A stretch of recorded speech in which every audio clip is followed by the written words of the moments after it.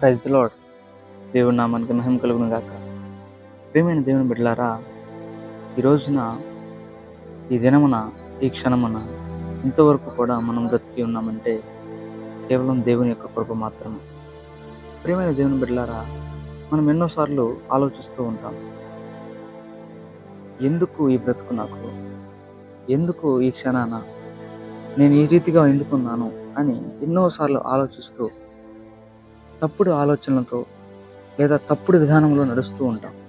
కానీ దేవుడు మన తోడుగా ఉండి మనల్ని వెన్నుతట్టి నడిపిస్తున్నటువంటి దేవుడు మనకుండగా మనం దిగులు పడుతూ అధైర్యపడుతూ కూడా ఉంటాం. కానీ వెన్నుతట్టి నడిపించే దేవుడు మనతో ఉండగా మనం భయపడనక్కర్లేదని నేను తెలియజేస్తూ ఉన్నాను. ప్రియమైన దేవుని బిడ్డలారా, ఈ సమయాన నేను మీకు తెలియజేసినది ఏమనగా, దేవుడు మనతో ఉన్నాడు కాబట్టి మనం ఆయనకి ఎంతో రుణస్థులమై. కాబట్టి దేవుణ్ణి ఆరాధించటం మనకెంతైనా గొప్ప భాగ్యం. దేవుణ్ణి ఆరాధించే భాగ్యం ఈ లోకంలో ఎవరికో లేని ధన్యతను నీకు ఇస్తున్నాడు ప్రియమైన దేవుని బిడ్డ. ఈ లోకంలో ఎందరికో లేదు ఆ భాగ్యం. కానీ ఆరాధించి స్తుతించి దేవుని వాక్యాన్ని వినేటువంటి ధన్యత నీకు నాకు మాత్రమే ఇస్తున్నాడు. ప్రియమైన దేవుని బిడ్డలారా, గమనించండి, దేవుణ్ణి ఎప్పుడైతే మనం ఆరాధిస్తామో, స్తుతిస్తామో, ఆయన వాక్యానికి విధేయులై జీవిస్తామో, దేవుడు తప్పకుండా నీ జీవితంలో గొప్ప కార్యాలు జరిగిస్తాడు. ప్రియమైన దేవుని బిడ్డలారా, గమనించినట్లయితే ఇర్మియా 33:3 చూసుకున్నట్లయితే, నాకు మొర్రపెట్టుము, నేను నీకు ఉత్తరం ఇచ్చేదను, నీవు గ్రహింపలేని గొప్ప సంగతులను, గూఢమైన సంగతులుగా నీకు తెలియజేస్తాను.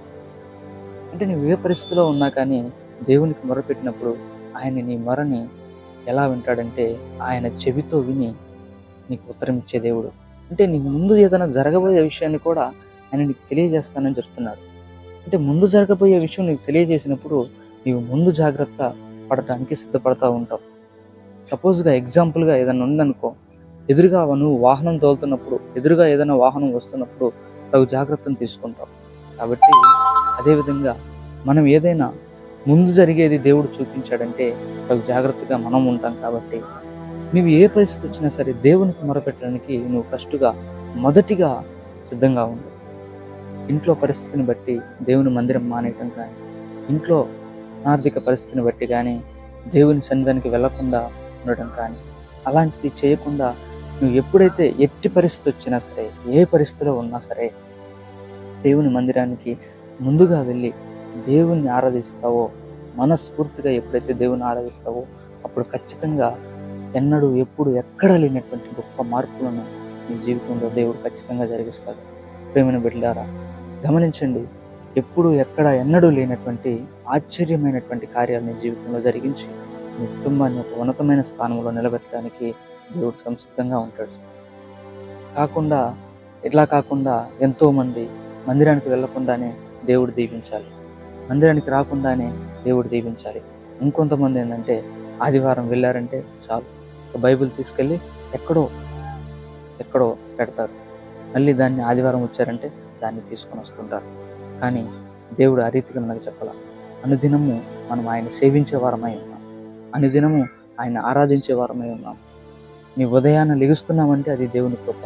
రాత్రికాలం మందు పడుకొని ఉదయాన్నే లెగిచి తిరిగి నీ పనిలోకి నువ్వు వెళ్తున్నావంటే అది కేవలం దేవుడు ఇచ్చినటువంటి కృప మాత్రమే. ప్రియమైన దేవుని బిడ్డలారా, నుంచి ఈ యొక్క వీడియో చేయడానికి గల కారణం ఏమిటంటే, ఎంతోమంది దేవుణ్ణి ఆరాధించడం తెలుసు కానీ దేవుడు అంటే తెలిసి కూడా, దేవుడు ఎటువంటి వాడో తెలిసి కూడా దేవుణ్ణి మరచిపోయి దేవుడు చేసినటువంటి గొప్ప కార్యాలను తలంచుకోకుండా ఆయన మేలులు చేసిన వెంటనే మళ్ళీ పక్కకు వెళ్ళిపోతాం.